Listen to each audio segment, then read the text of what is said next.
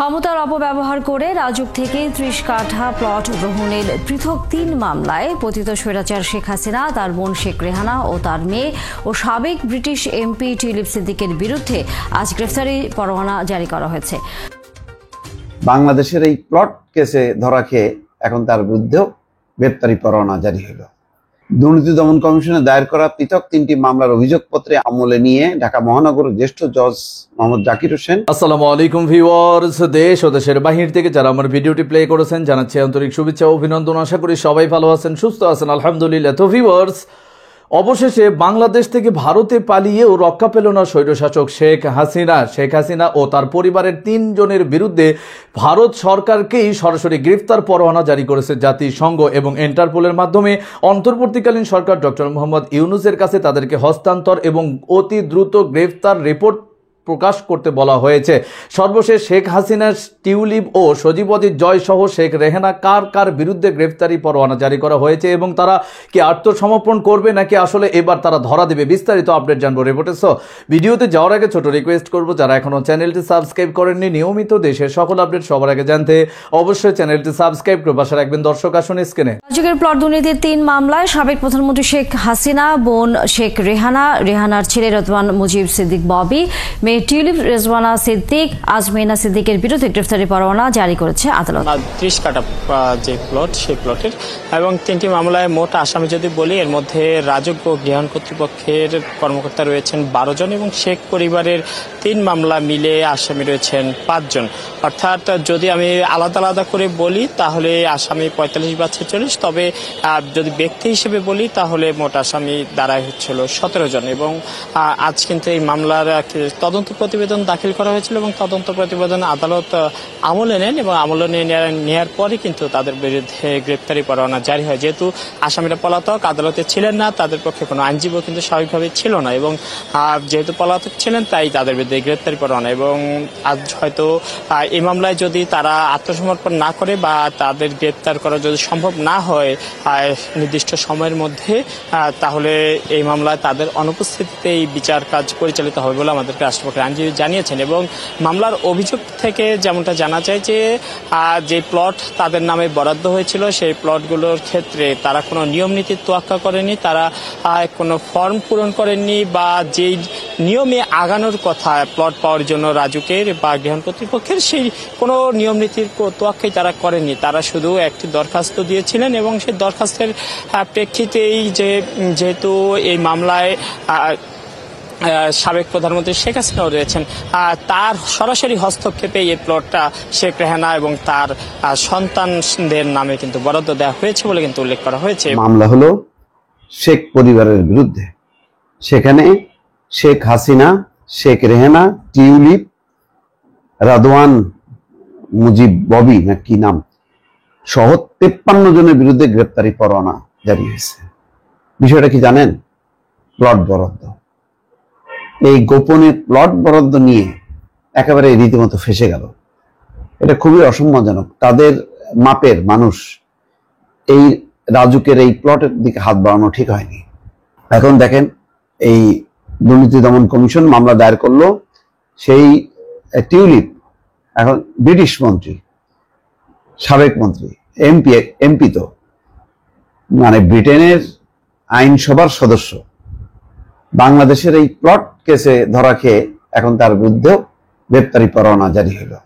দুর্নীতি দমন কমিশনে দায়ের করা পৃথক 3টি মামলার অভিযোগপত্রে আমলে নিয়ে ঢাকা মহানগরের জ্যেষ্ঠ জজ মোহাম্মদ জাকির হোসেন রোববার এই আদেশ দেন। সূত্র বলছে, প্লট বরাদ্দে দুর্নীতির অভিযোগে পৃথক 3টি মামলায় 53 জনের বিরুদ্ধে সম্প্রতি আদালতে অভিযোগপত্র জমা দেয় দুদক। এই অভিযোগপত্র আমলে নেওয়ার বিষয়ে শুনানির দিন ধার্য ছিল। মামলার অভিযোগপত্রে আসামি শেখ হাসিনা সহ 53 জন পলাতক থাকায় আদালত অভিযোগপত্র আমলে নিয়ে তাদের বিরুদ্ধে গ্রেপ্তারি পরোয়ানা জারি করেন। এর আগে প্লট দুর্নীতির মামলায় আরো একটি মামলায় শেখ হাসিনা এবং তার মেয়ে সাইমা ওয়াজেদ পুতুলের বিরুদ্ধে গত 10 এপ্রিল গ্রেপ্তারি পরোয়ানা আদেশ জারি করে। এখানে বলা হচ্ছে, পরস্পর যোগসাজশে ক্ষমতার অপব্যবহার ও বিভিন্ন অনিয়মের মাধ্যমে রাজুকের পূর্বাচল নতুন শহর প্রকল্পে 60 কাঠার প্লট বরাদ্দ নেওয়ার অভিযোগে 6 মামলা শেখ হাসিনা এবং তার পরিবারের 7 জনের বিরুদ্ধে গত 10 মার্চ অভিযোগপত্রের অনুমোদন দেয় দুদক। মানে জয় পুতুল টুতুল সব এর মধ্যে আছে। এটা কোনো দরকারই ছিল না। দুদকের অভিযোগপত্র অনুযায়ী বিভিন্ন দুর্নীতি, অনিয়ম এবং দুর্নীতির মাধ্যমে শেখ হাসিনা এবং শেখ রেহানা সহ তাদের পরিবারের সদস্যদের নামে পূর্বাঞ্চলে রাজুকের প্রতিটি 10 কাঠা করে মোট 60 কাঠার প্লট বরাদ্দ দেওয়ার অভিযোগ আনা হয়েছে মামলায়। আমি আগেই বলেছি যে এইসব মানে জায়গায় হাত দেওয়া উচিত হয়নি। পূর্বাচল, উত্তরা এই জায়গাগুলো হলো মধ্যবিত্ত, উচ্চবিত্ত এরকম শ্রেণীর। উচ্চবিত্ত মানে যারা আবার সরকারি চাকরিজীবী করে, ঢাকা শহরে প্লট কেনার ক্ষমতা নাই, তাদের জন্য রাজুক এই বিভিন্ন পূর্বাচল, উত্তরা এইসব জায়গা ডেভেলপ করছে।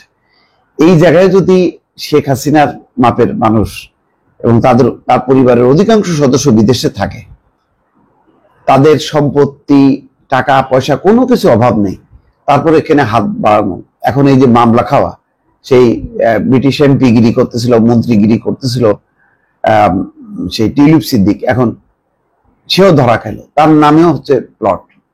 এখন কত বড় এই অভিযোগের কাগজপত্র যখন নাকি যাবে, ইতিমধ্যে ব্রিটিশ পত্রিকা বলেছে যে এই টিউলিপ সিদ্দিকের বিরুদ্ধে মামলা হতে পারে আজকে এবং গ্রেপ্তারি পরোয়ানা জারি হবে। তাহলে এই ঘটনাগুলো যখন ব্রিটিশ পত্রিকায় যাবে, তখন এই টিউলিপ সিদ্দিকের কোনো মান সম্মান থাকবে? বা শেখ হাসিনা, তারও বাকি, সে কত মানে বড় গলায় বলতো যে আমার চাওয়া পাওয়ার কিছু নেই, আমার একটাই লক্ষ্য বাবার স্বপ্ন পূরণ করা, সেটাকে সোনার বাংলা প্রতিষ্ঠা করা। এই সোনার বাংলা করতে যে তো নিজেদের বাংলাগুলিও তো একেবারে কোনো ছাড় দেয়নি, সেখান থেকেও তারা হাত বাড়াইলো। দর্শক, স্ক্রিনে আমরা সে সম্পর্কে বিস্তারিত জানলাম। এ বিষয়ে আপনাদের মতামত কমেন্টে জানান, কেউ ভিডিওটি স্কিপ করবেন না। ফ্যাসিবাদীর মুখাকৃতিতে আগুন লাগানো সেই সিসিটিভি ভাইরাল হওয়ার পর থেকেই শেখ হাসিনা, গণমাধ্যমে এবং আওয়ামী লীগের নেতাকর্মীরা ব্যাপক উচ্ছ্বাস প্রকাশ করেছেন। এদিকে ফ্যাসিবাদী প্রতিকৃতি আগামী নববর্ষে সেই বিষয়টি উপস্থাপিত হওয়ার কথা ছিল, কিন্তু হঠাৎ করে এরকম অঘটন কে ঘটালো? আসুন সরাসরি সিসিটিভি ফুটেজ সহ বিস্তারিত জানবো রিপোর্টে। শেখ হাসিনার আরেকটা বক্তৃতা আমাদের সামনে এলো। দুটো দিক নিয়ে একটু কথা বলতে চাই। এই বক্তৃতাটা এমন এক সময় এসছে যখন স্বয়ং নরেন্দ্র মোদীর কাছে আমাদের প্রধান উপদেষ্টা শেখ হাসিনার এই বক্তৃতাবাজি নিয়ে কথা বলেছেন এবং সেটার বিরুদ্ধে বেশ কঠোর অবস্থান দেখিয়েছেন। এই বক্তৃতা আবার প্রকাশিত হওয়ার মাধ্যমে এটা স্পষ্ট হলো ভারত এই জায়গায় কোনোভাবেই তাদের অবস্থান পরিবর্তন করছে না। এটা খুব ক্লিয়ার, এর মধ্যে কোনো কনফিউশন নেই। আরেকটা জিনিস হচ্ছে, শেখ হাসিনার রাজনৈতিক ভবিষ্যৎ আদৌ আছে কিনা তার এই ধরনের বক্তৃতাগুলো থেকে খুব ভালোভাবে বোঝা যায়। বক্তৃতার কন্টেন্টে কি আছে? অ্যাজ ইউজুয়াল তীব্র রাক্ষোভ আছে আমাদের প্রধান উপদেষ্টার প্রতি। তাকে দেখে নেবেন সুদখোর, যা যা বলেন সবসময় সেগুলো বলছেন তিনি। বিএনপি, জামায়াতে ইসলামী তাদের বিরুদ্ধে বিষোদ্গার করছেন। তার দলের লোকজনের মানবাধিকার লঙ্ঘন হচ্ছে, মানে শেখ হাসিনার মুখে এখন মানবাধিকারের কথা, তাদের বিরুদ্ধে কত মামলা হয়েছে, তার নিজের বিরুদ্ধে কত মামলা হয়েছে, এসব কথাবার্তা আছে। কিভাবে এই সরকার কোথায় কোথায় কিভাবে মানবাধিকার লঙ্ঘন করছে, লুটপাট করছে, মানে লুটপাটের কথা শেখ হাসিনার মুখে। তো এই জিনিসগুলো আছে এবং তিনি তার নেতাকর্মীদের এক ধরনের সাহস দেওয়ার চেষ্টা করছেন। তিনি আসবেন, তিনি থাকবেন, তাদের বিজয় হবে ধরনের কথাবার্তা। তিনি দুভাবে আমাদের সামনে তার বক্তব্য আনেন। একটা হচ্ছে তিনি ফোন কল করে সেটা রেকর্ড করিয়ে ছেড়ে দেন কখনো কখনো, আরেকটা হচ্ছে এক ধরনের ওয়েবিনারে কানেক্টেড হয়ে রীতিমতো বক্তৃতা করেন, অডিও বক্তৃতা। এখনও তিনি তার চেহারা দেখাচ্ছেন না। আমি প্রায় বলি এটার প্রধান কারণ হচ্ছে আমরা এখন একদম বৃদ্ধ, ভেঙে পড়া, ভীষণ মলিন একজন শেখ হাসিনাকে আমরা দেখব। যদি চেহারা দেখি সেটা তিনি দেখাতে চান না, যদিও তার বক্তৃতার মধ্যে তার ভয়েসের টোনে, তার ভয়েসের কথার ঢঙে তার হতাশা, তার পরাজিত ভাব খুব স্পষ্ট। যাই হোক, এইটা তাহলে এবার ফোন কল না, রীতিমতো বক্তৃতা আবার করেছেন। তাহলে শুরুতে যে কথাটা বলছিলাম সেটা হলো বক্তৃতা করানোর মাধ্যমে ভারত এই বার্তা আসলে আমাদেরকে দিচ্ছে, শেখ হাসিনা ভারতে বসে এসব করে যেতে পারবেন। এবং আমাদের প্রধান উপদেষ্টা স্বয়ং যে কথা বলছেন সেটাকে ভারত পাত্তা দিচ্ছে না, এটা খুব ক্লিয়ার। এবং ভারতীয় যে ভার্সন আছে সেখানে আমাদের দিক থেকে যখন এই কথাগুলো বলা হয়েছে, তখন ভারতের কূটনীতিকদের সূত্র দেখিয়ে ভারতের মিডিয়া বলছে যে নরেন্দ্র মোদী নাকি এই ক্ষেত্রে বলেছে এগুলো মন্ত্রী পর্যায়ে আলাপ হতে পারে। তার মানে উনি বলতে চান যে এগুলো প্রধানমন্ত্রী পর্যায়ে আলোচনার মতো বিষয় না। সো উনি এটা ইগনোর করার চেষ্টা করেছেন এবং সেটার খুব ক্লিয়ার একটা বার্তা আমাদের সামনে আছে। যদি আমাদের প্রেস সচিব প্রধান উপদেষ্টা প্রেস সচিব যখন তার ফেসবুক স্ট্যাটাসে লিখেছিলেন যে এমনকি শেখ হাসিনাকে ফেরত দেয়া নিয়েও নাকি ভারত খুব বেশি নেগেটিভ ছিল না, এবং তিনি একটা ঐতিহাসিক বিচার শেখ হাসিনাকে এনে হবে এই আশা প্রকাশ করছেন, তখন ভারত রীতিমতো শুধুমাত্র শেখ হাসিনার একটা বক্তৃতা দেওয়াও বন্ধ করেনি। সুতরাং আমি তখনই বলেছি এটা হওয়ার কোনো কারণ আমি দেখি না, আসলে এমন কোনো কারণ নেই, ওটা একেবারেই একটা এক্সেজারেটেড আশাবাদ ছিল প্রেস সচিবের দিক থেকে। সেটা এখন প্রমাণিত যে এখন শেখ হাসিনার বক্তৃতা, মানে ভারত যদি ন্যূনতম সদিচ্ছা শেখ হাসিনাকে নিয়ে দেখাতে চাইতো সেটা হচ্ছে তার কথা বলা বন্ধ করা।